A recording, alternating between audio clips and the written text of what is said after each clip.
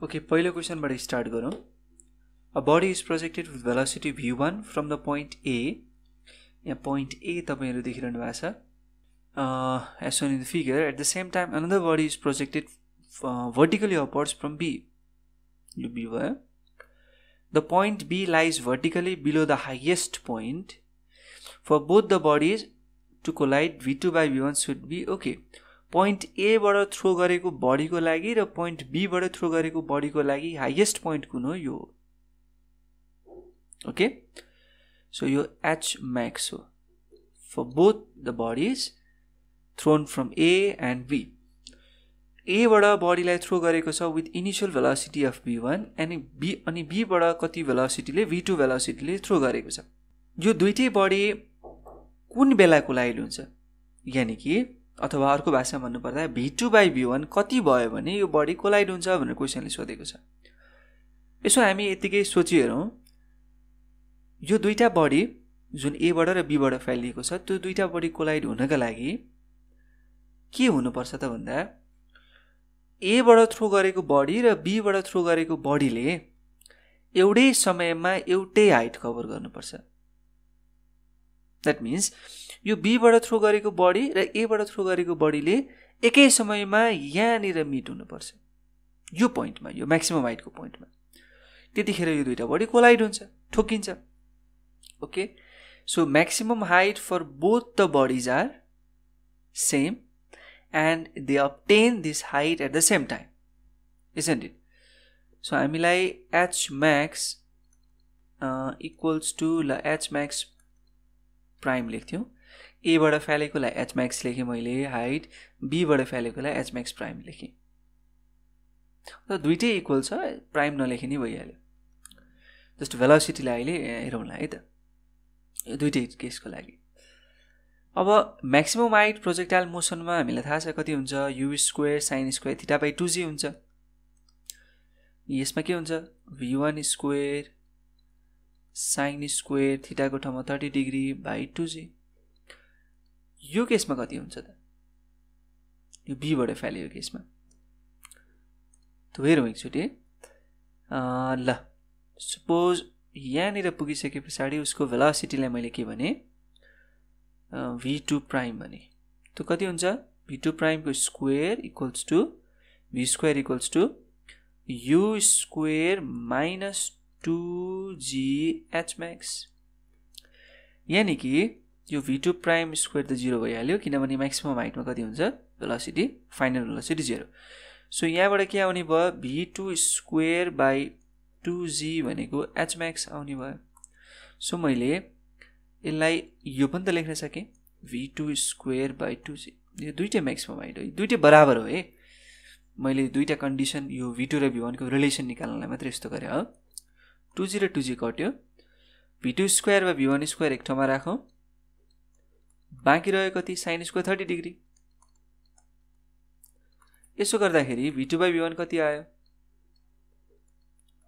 sin square 30 भनेको को square root भनेको sin 30 भयो, sin 30 भनेको 1/2. सो 1/2 भनेको 0.5. So our answer is 0.5. अर्को हेरौं. In a charge capacitor the energy resides. Okay, charge क्यापेसिटरमा चाहिँ एनर्जी कहाँनिर बस्छ अथवा कहाँ गएर थेग्रिन्छ भनेर भनेको छ. पोजिटिभ प्लेटमा हो, पोजिटिभ एन्ड नेगेटिभ प्लेटमा हो, दुईटा प्लेट बीचको फिल्डमा हो, अथवा around the edge of capacitor plates हो. मैले क्यापेसिटरको बारेमा त अगाडि नै तपाईलाई भनिसकेको छु. पोजिटिभ चार्जेसहरू एउटा प्लेटमा बस्छ, नेगेटिभ चार्जेसहरू एउटा प्लेटमा बस्छ. इलेक्ट्रिक करेन्ट फ्लो गर्न सक्दैन त्यो बीचमा, क्यापेसिटरको बीचमा है. त्यो एकचोटि क्यापेसिटरको भिडियो हेर्नु होला है, मैले सिमुलेसन पनि राखेको छु त्यहाँ. र के मात्रै पास हुन सक्छ भनेको छौँ हामीले भन्दा, इलेक्ट्रिक फिल्ड मात्र पास हुन सक्छ. So between the plates electric फिल्डको रूपमा एनर्जी रिसाइड गरेको हुन्छ. Okay, in a charge capacitor. So our option is C. अर्को हेरौँ. If the radius of the earth were to decrease by 1% its mass remaining the same, the acceleration due to gravity and the surface of the earth will कति हुने रहेछ. हामीलाई के थाहा छ, acceleration due to ग्राभिटीको फर्मुला gm/r स्क्वायर हो. अब यहाँ भनिएको छ 1% ले डिक्रिज गरियो अरे रेडियस अफ द अर्थलाई. सो मैले न्यू रेडियसलाई आर प्राइम लेखेँ त कति पर्सेन्टले डिक्रिज 1%ले डिक्रिज मैले एकैचोटि 99/100 आर लेखेको भए पनि हुन्थ्यो तपाईलाई जसरी सजिलो लाग्छ त्यसरी गर्नु होला यो भने कति हो 99/100 आर भयो यो न्यू रेडियस अब new acceleration due to gravity कति gm/r प्राइम को स्क्वायर r प्राइम भनेको 99/100 आर यसको स्क्वायर भयो सो यो भने कति भयो मैले 100/99 लाई माथिपट्टि लगिदिन्छु यसको स्क्वायर पनि छ इन्टु हाम्रो gm/r स्क्वायर भनेको त g भयो इजन्ट इट सो यसलाई म इक्वेसन 1 भनौँ यसलाई म इक्वेसन 2 भनौँ अब मैले पत्ता लगाउनु छ the acceleration due to gravity on the surface of the earth decrease हुन्छ कि इन्क्रिज हुन्छ र हुन्छ भने कति पर्सेन्टेजले हुन्छ यसको लागि के गरौँ भने एकचोटि म g प्राइम माइनस भनेको final minus initial by final into 100% गर्छु पर्सेन्टेज डिक्रिज इन्क्रिज के भयो भनेर पत्ता लगाउनको लागि ओके सो g प्राइम भनेको 100/99 को स्क्वायर टाइम्स g छ माइनस g अलिकति तल सारौँ बाई g इन्टु 100% यो भनेको माथिबाट g कमन आयो बाँकी रह्यो कति 100/99 को होल स्क्वायर माइनस 1 र इन्टु 100% बाँकी रह्यो किनभने माथिको g र तलको g कट्यो यसो गर्दाखेरि हाम्रो आन्सर कति आउँछ लगभग नियरली अप्रोक्सिमेटली 2% आउँछ g prime final minus initial गर्दा पोजिटिभ आयो भनेपछि फाइनल के रहेछ ज्यादा रहेछ सो फाइनल ज्यादा भन्नुको मतलब इन्क्रिज भएको रहेछ त्यो नेगेटिभ आएको भए के हुन्थ्यो फाइनल कम रहेछ भन्ने कुरा थाहा हुन्थ्यो सो यतिकै पनि थाहा हुन्छ फाइनल ज्यादा छ भनेर किनभने 100/99 को स्क्वायरको टाइम्स इन्टु टाइम्स g छ नि यो त माथिको न्युमेरेटर त ठुलै नम्बर हो नि त हैन सो यो जुन छ 1 भन्दा ठुलो आउँछ isn't it so 1 भन्दा ठुलो आउँछ भने g prime greater than g so यसरी पनि थाहा भइहाल्छ सो 2% ले इन्क्रिज भएको रहेछ अर्को हेरौँ If the length of a wire is doubled, keeping the diameter constant, its Young's modulus of elasticity will Young's modulus of elasticity चाहिँ length तपाईं जेसुकै गर्नुस् त्यो सँग मतलब छैन है ओके Young's modulus चाहिँ प्योरली मटेरियलमा डिपेन्ड गर्छ र यहाँ Young's modulus of elasticity will depends on matter nature of matter भनेर लेख्न पाइदैन हो Young's modulus of elasticity nature of material मा डिपेन्ड गर्छ तर यो क्वेशनमा भनेको के छ लेन्थ लाई डबल गरेर डायमिटरलाई कन्स्टन्ट राख्ने हो भने Young's modulus के हुन्छ भनेर सोधेको छ क्वेशनले सो हाम्रो अप्रोप्रिएट आन्सर चाहिँ के हुन्छ रिमेन सेम यो पनि हो तर यो अप्सनमा बेस्ट सुइटेबल अप्रोप्रिएट चाहिँ हामी के लगाउनु पर्छ रिमेन सेम के हुन्छ भनेर क्वेशनले सोधेको नि त लेन्थ डबल हुँदा डायमिटर कन्स्टन्ट हुँदा के हुन्छ इन्क्रिज हुन्छ डिक्रिज हुन्छ सेम हुन्छ भन्ने क्वेशनले त्यो अनुसारले सोधेको हो यो पनि हो ठीक हो तर यो अप्सन लाउनु मिल्दैन हामीले क्वेशनको भावलाई बुझ्नुपर्छ अर्को हेरौँ A convex mirror of focal length 20 cm produces an image 1/3 times the size of the object then the distance in between the object and its image is convex mirror भने कस्तो मिरर भयो त हेर्नुस् है त हाम्रो यो स्फेरिकल मिरर हो स्फेरिकल मिररको यो केभ जस्तो गुफा जस्तो पार्टमा हामीले पोलिस गर्यौं भने है जुन मिरर भन्छ त्यसलाई हामी के भन्छौं कन्वेक्स मिरर भन्छौं यहाँ पोलिस गर्नुको मतलब के हो त भन्दाखेरि रिफ्लेक्टिङ सर्फेस बाहिरपट्टि हुनु रिफ्लेक्टिङ सर्फेस यो रिफ्लेक्टिङ सर्फेस हो यो पुरै है त सो यो रिफ्लेक्टिङ सर्फेस हो हामीले यो कुरा बुझ्नुपर्ने हुन्छ कन्केभमा चाहिँ के हुन्छ यो बाहिरपट्टि रिफ्लेक्टिङ सर्फेस हुन्छ भित्रपट्टि चाहिँ सरी बाहिरपट्टि पोलिस्ड हुन्छ भित्रपट्टि रिफ्लेक्टिङ सर्फेस हुन्छ सो केभतिर रिफ्लेक्टिङ कन्केभ केभतिर पोलिस्ड कन्वेक्स एउटा मात्रै सम्झिनु भएन हुन्छ केभतिर रिफ्लेक्टिङ रहेछ भने कन्केभ भनेपछि अर्को कन्वेक्स हो ओके सो कन्वेक्स मिररले रियल अब्जेक्टको लागि भर्चुअल इमेज फर्म गर्छ है र रियल अब्जेक्ट चाहिँ सपोज मैले एकदमै ठुलो साइजको राखेँ भने एकदमै डिमिनिस्ड इमेज फर्म गर्छ तपाईले रे डायग्रामलाई बनाएर हेर्न सक्नुहुन्छ रे डायग्राम एकदमै सानैदेखि क्लास 8 देखि नै गर्दै आएको त्यही भएर मैले यहाँ बनाइरहनु पर्दैन जस्ट कन्सेप्ट के छ त भन्दाखेरि रियल अब्जेक्टको लागि भर्चुअल इमेज फर्म गर्छ कन्भेक्स मिररले र डिमिनिस्ड इन साइज हुन्छ। यो कुरा यहाँ देखेको पनि छ, image 1/3 times the size of the object. 3 मिटरको इमेज छ भने 1 मिटरको मात्रै भयो, सरी अब्जेक्ट 3 मिटरको छ भने 1 मिटरको इमेज भयो। त्यो चाहिँ हामीले ख्याल गर्नुपर्छ।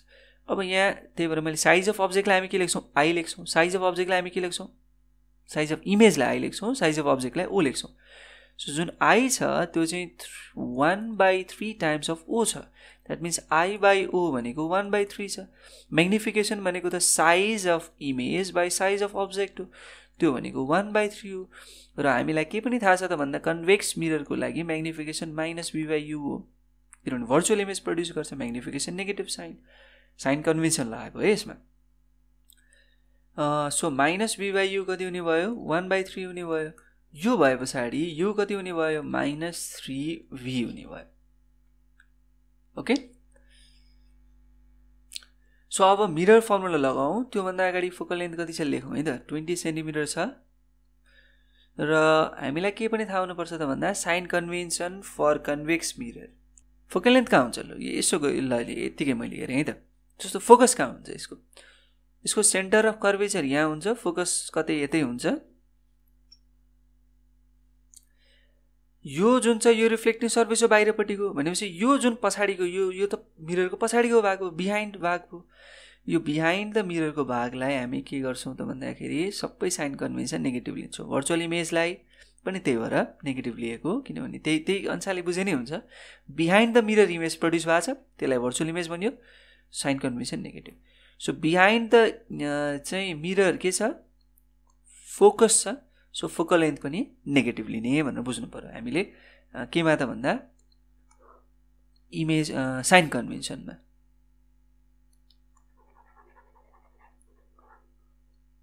सो यहाँ negative लेख्थ्यौँ।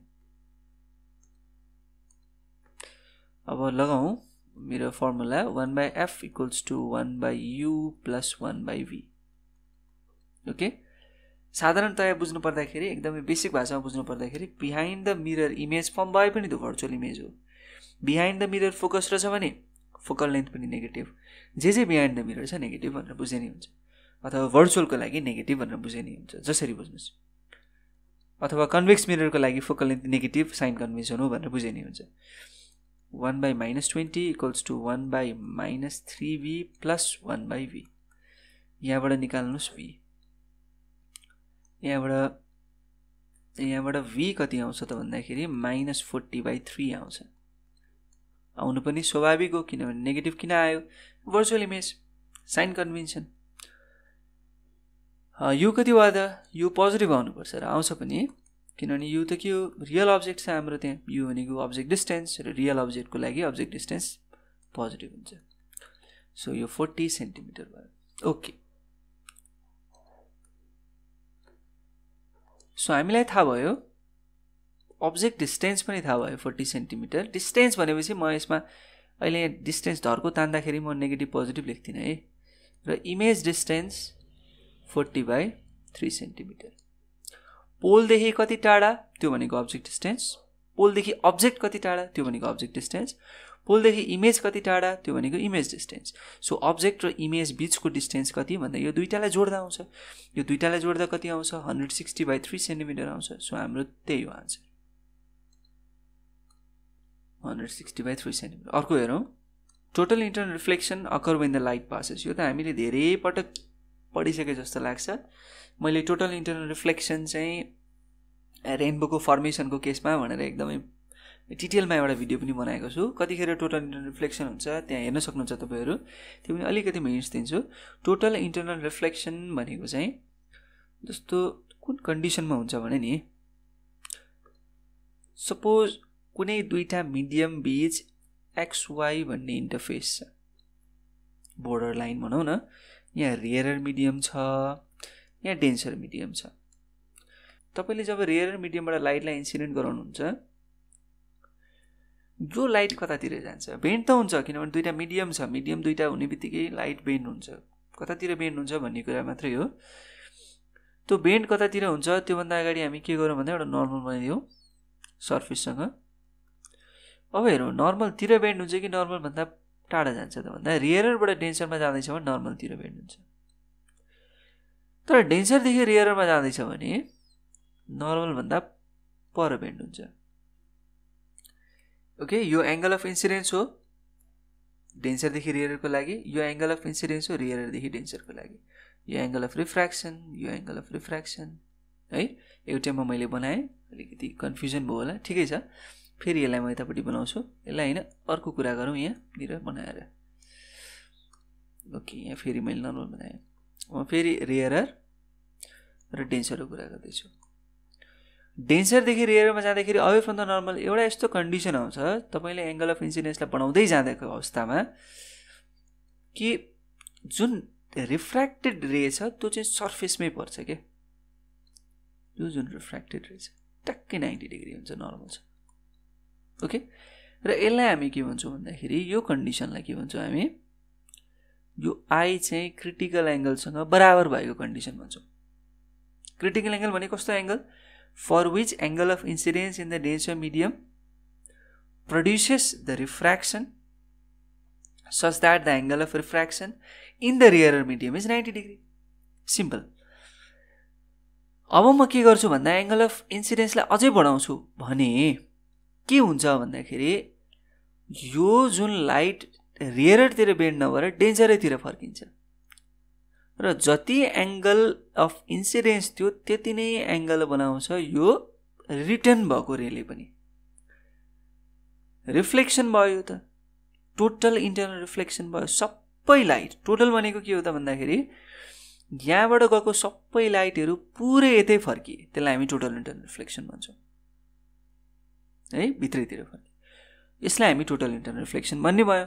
So total internal reflection कतिखेर भयो, angle of incidence greater than the critical angle.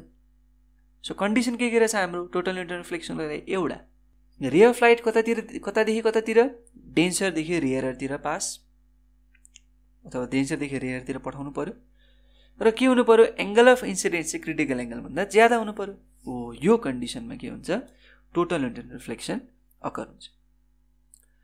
So हाम्रो आन्सर के छ यसमा, total internal reflection occur when the light passes from denser to rear.